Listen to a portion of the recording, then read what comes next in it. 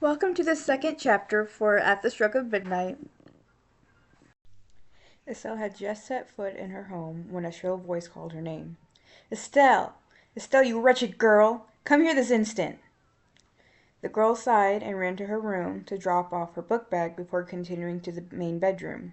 Inside, her stepmother was in bed, a cigarette in one hand, while some bad reality TV blared. Ma'am, Estelle asked quietly, careful not to look the woman in her eye. Your father's boss will be coming over for dinner. The house must be spotless before they get here. Which will be in, she paused to look at her phone that was charging on the bedside, 3 hours. 3 hours? How am I supposed to...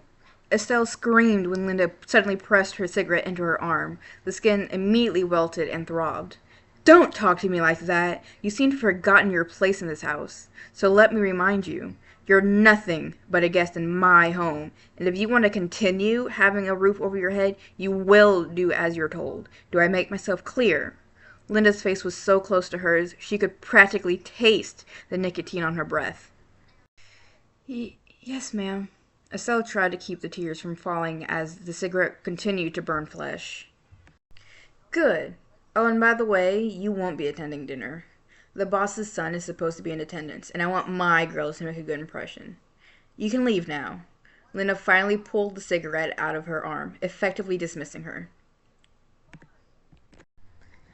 She ran out of the room, tears finally falling as the door shut behind her. The burn was screaming for attention, to be treated and cared for.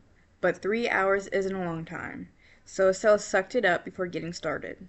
She moved through the house like a ghost, scrubbing the floors until her knees ached, dusting shelves that Harper and Rebecca had probably never noticed existed, and washing dishes that had been sitting in the sink since breakfast. All the while, the burn on her arm pulsed with every beat of her heart. By the time the doorbell rang, the house was perfect. Estelle did not. Her uniform had been wrinkled and stained, her curls clung to her forehead, and she was beyond sweaty from rushing around so much. She barely had time to shove the mop into the hallway closet before Linda appeared at the top of the stairs in a silk robe. Well, Linda snapped. It's done, Estelle said softly, looking at the ground. Her stepmother gave a curt nod. Good. You'll be called if you're needed. Estelle nodded and hurried away. She collapsed on her bed as the front door opened. Estelle listened as her father asked where she was. Oh, she said she wasn't feeling well and wanted to retire early, Linda purred. Again? Maybe I should schedule a doctor's appointment, her father said worriedly. Don't be dramatic. Estelle is 17. Her body is changing, so she'll feel a little under the weather every once in a while. If you're sure.